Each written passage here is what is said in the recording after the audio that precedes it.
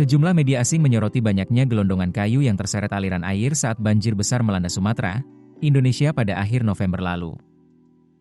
Fenomena itu menjadi perhatian lantaran kayu-kayu besar tersebut menghantam permukiman dan memperparah kerusakan. Salah satu yang menulis secara mendalam adalah New York Times dalam artikel berjudul Where Floodwaters Turn Piles of Timber into Floating Battering Rams. Dalam laporan yang terbit pada Rabu, 3 Desember 2025, New York Times menggambarkan hujan lebat yang mengguyur wilayah utara Sumatera selama 3 hari berturut-turut.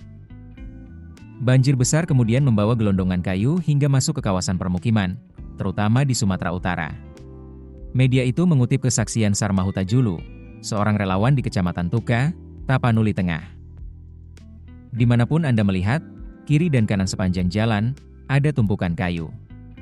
Itu semua yang menghantam rumah warga, ujarnya. Para ahli menilai, parahnya bencana banjir tersebut tak lepas dari deforestasi yang berlangsung selama puluhan tahun.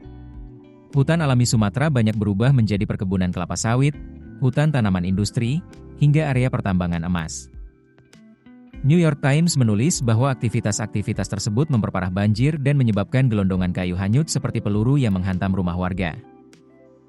Seorang pendeta sekaligus aktivis lingkungan di Sumatera Utara, Walden Sitanggang, menguatkan temuan tersebut.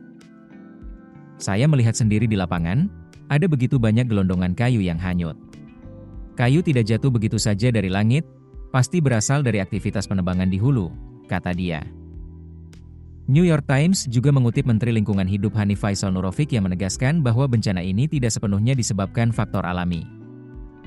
Ia menyebut, puluhan ribu hektar hutan hilang di Aceh, Sumatera Barat, dan Sumatera Utara sejak 1990.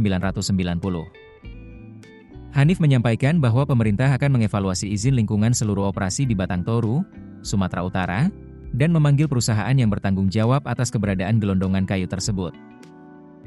Media itu juga menyoroti pernyataan Kepala BMKG Teguh Faisal Fathani mengenai peringatan dini siklon tropis Senyar. Menurutnya, BMKG sudah memperingatkan otoritas lokal 8 hari sebelum siklon terbentuk sepenuhnya, dan mengeluarkan peringatan lanjutan saat badai semakin mendekat.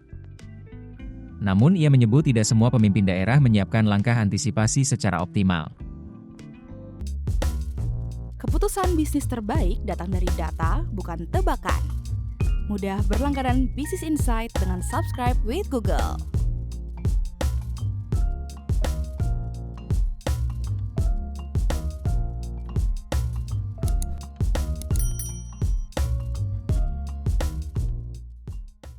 Download aplikasi Kontan sekarang di App Store atau Play Store.